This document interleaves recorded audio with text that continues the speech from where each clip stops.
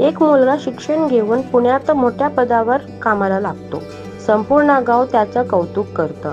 पण जेव्हा तो घरी परततो तेव्हा त्याचं स्वागत हार फुलांनी नाही तर गोळीने होत. कोणी केला कोण? स्वतः त्याच्या बापानं. काय एवढं घडलं होतं की बापाला बाळाचा जीव घ्यावा लागला?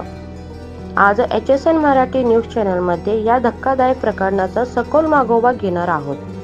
ही घटना घडली महाराष्ट्रातील मराठवाड्यातल्या एका लहान गावात, ज्याचं नाव आजही आपण गोपनीय ठेवतो कारण तपास अजून सुरू आहे. आनंद पुण्यात एका मल्टीनॅशनल कंपनीत IT क्षेत्रात मोठ्या पदावर नोकरी करत होता. गावकऱ्यांना अभिमान होता की आपल्या गावाचा मुलगा परदेशात जाण्याच्या तयारीत होतो.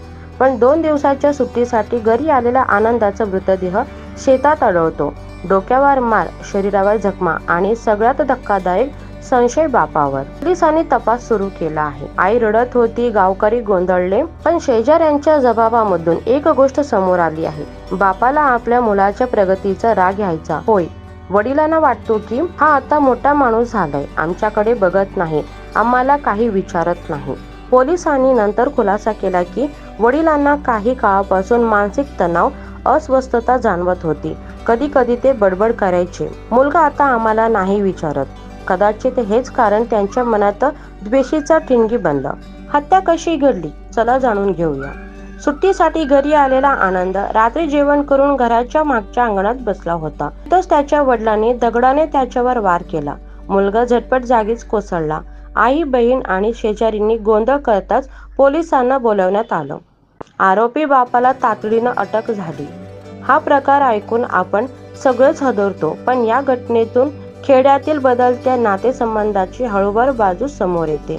शेजाऱ्यांचे म्हणणे आहे, आम्हाला वाटायचं ते दोघं खूप चांगले आहेत, पण कधीच ओरडायचा आवाज नाही. त्याच्या वडिलांना मागील वर्षभर डोक्याचा त्रास होत होता, पण त्यांनी डॉक्टरकडे जायला नकार दिला होता.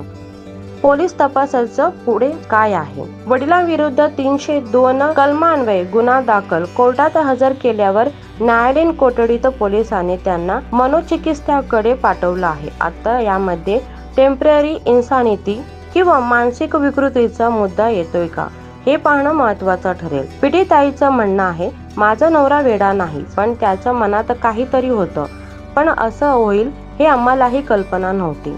या घटनेतून आपल्याला काय शिकावं लागलं? घरात संवाद ठेवा, मानसिक आजारावर वेळेत उपचार घ्या, वृद्धांना सोबत ठेवा, त्यांचं म्हणणं ऐका आणि महत्त्वाचं म्हणजे शिक्षण, पैसा यामध्ये नाती जपा. या गोष्टीकडे फक्त बातमी म्हणून पाहू नका.